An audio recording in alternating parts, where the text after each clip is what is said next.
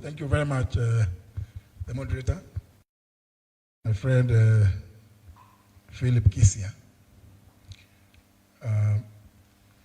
His Excellency Stephen Kalonzo Musyoka, Party Leader, Wiper Democratic Party, Ludovic Wamalwa, Party Leader, Democratic Action Party,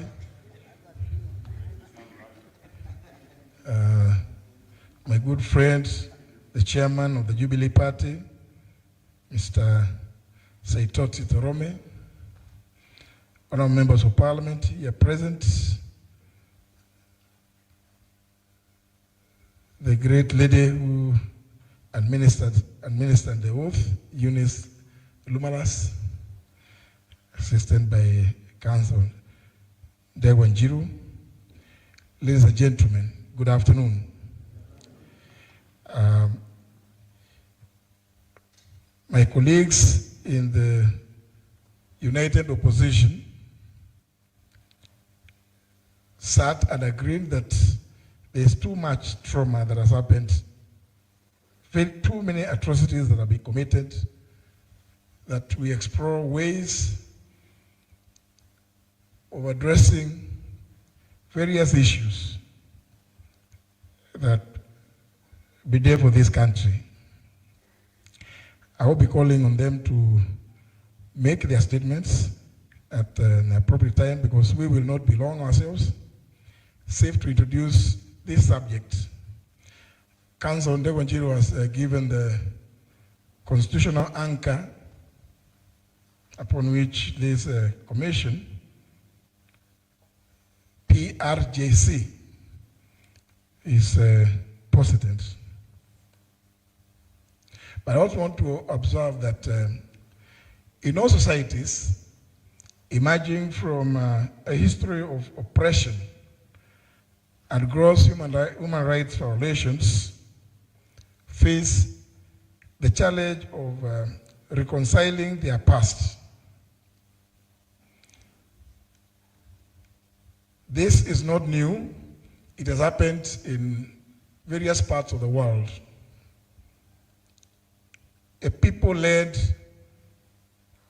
commission seeking to restore justice among its citizens. And I want to appreciate that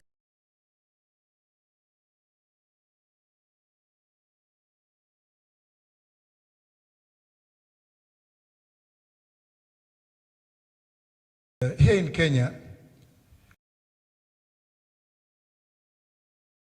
we've had some numerous attempts to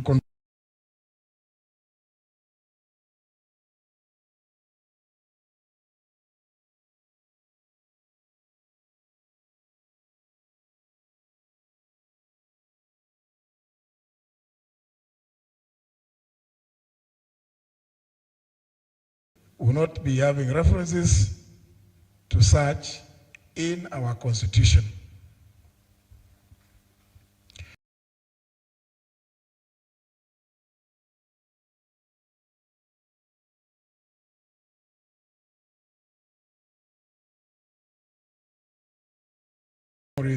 About the events of the last few weeks, this month indeed, last week, the week before. Is it possible for the parents, relatives, and friends of those that were brazenly gunned down by policemen to accept and move on? The various efforts that we've seen, including prosecutions, are done in such a way that you can tell from the start that they are designed to flop, leaving families and communities with long-lasting bitterness. Indeed, you leave families, communities, neighbors traumatized. We are all quite aware that after the madness of 2007, 2008, post-election violence,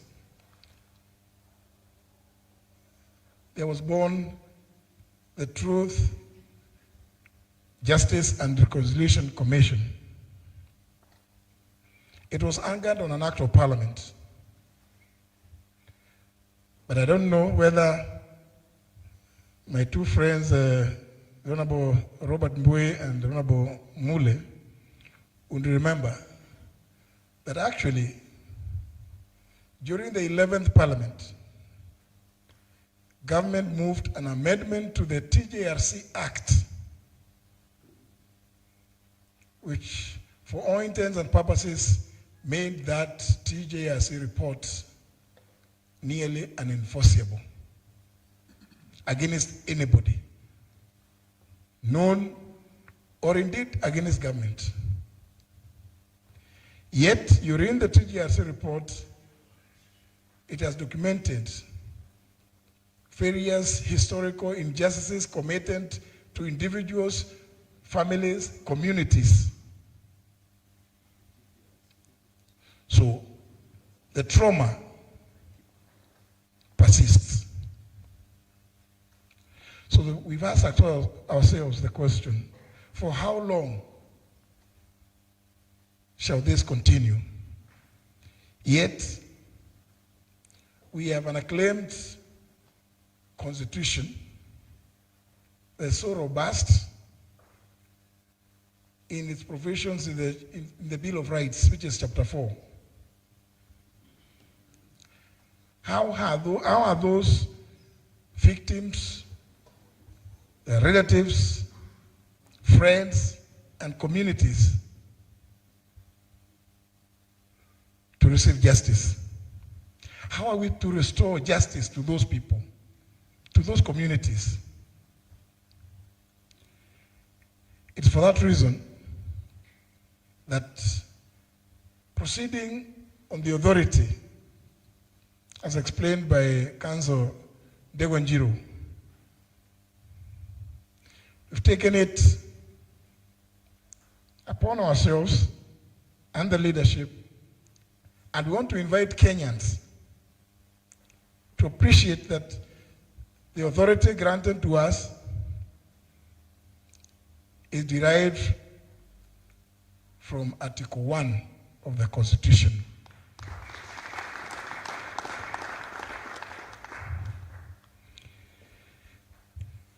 Our approach and core values will adopt a restorative justice framework rooted in the African values of Ubuntu. And this approach prioritizes restoration of dignity to victims and survivors.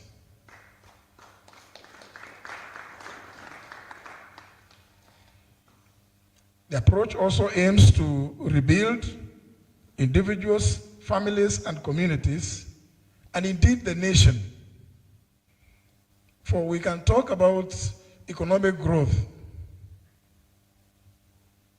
but what does it mean to the mother whose child was taken more than a year ago without trace and has not received any answer as to whether the son is alive or dead? You can have the SGR, you can extend it to wherever, even the DRC.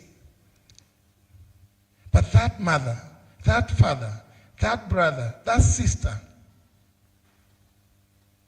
will still remain with pain. This approach aims at trying to rebuild those families and communities, and in the process, build a more caring nation.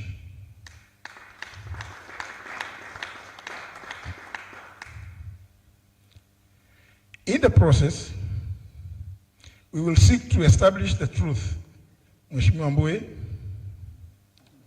and see whether we can bring some healing and some form of closure. And then, where necessary, bring in forgiveness and reconciliation.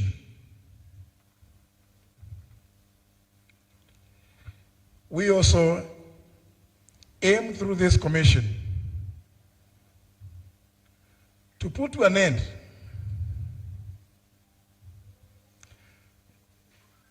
this impunity that we have witnessed in this country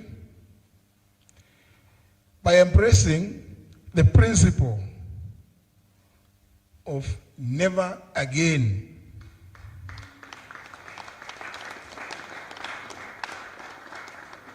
Never again. By also putting memorializing, and through remembrance. We also aim to create mechanisms to support healing. And through our partners, seek to do compensation and restoration for victims, survivors, and communities.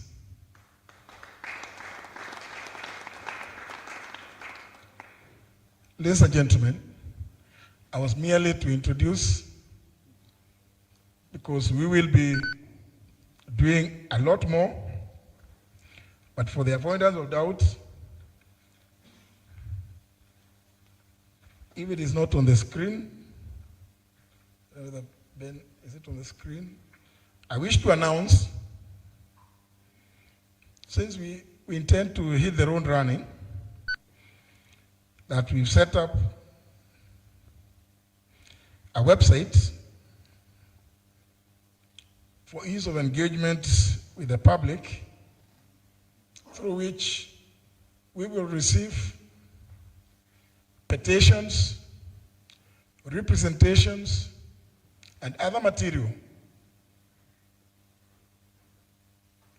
whether anonymously or otherwise. Other programs will be announced by, I don't know whether is it on the, it's there, eh? Very well, thank you very much. Other programs which we intend to undertake will be communicated by the other colleagues with whom we've taken the oath of office, because we intend to hit the stage running. So that was merely to give you the approach that we intend to use. You'll be given staff relating to how we intend to address the culture of impunity, how we intend to carry out investigations, and preserve evidence. There will be measures which will be interim, and I wish to assure Kenyans that whatever they give us is so secure. We should not worry about certain mischievous activities that we have seen in recent times from government trying to interfere with things that are done in all spheres of governance. But we will not be limited to merely human rights violations. We intend to also deal with issues that relate to state capture, as well as institutional corruption.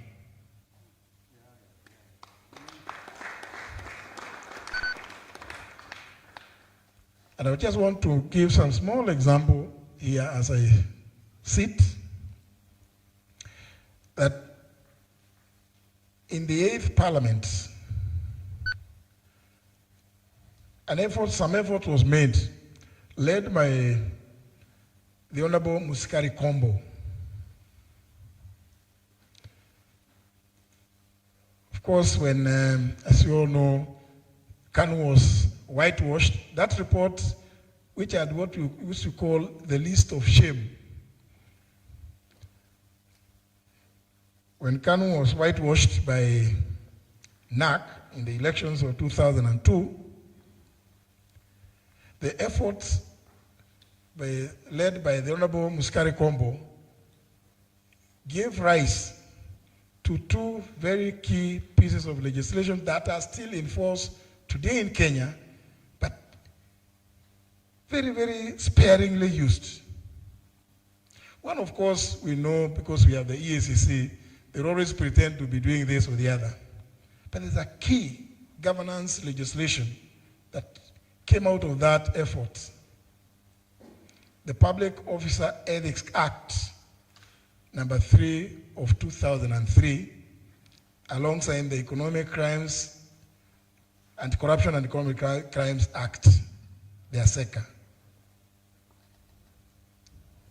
We intend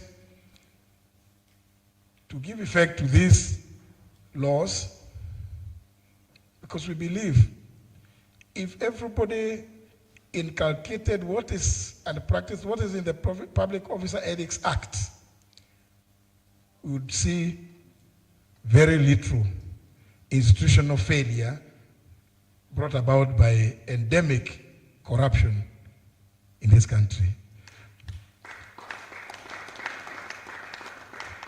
With those remarks, ladies and gentlemen, allow me to invite the moderator to call the next commissioner. Thank you very much. Thank you very much for listening to me.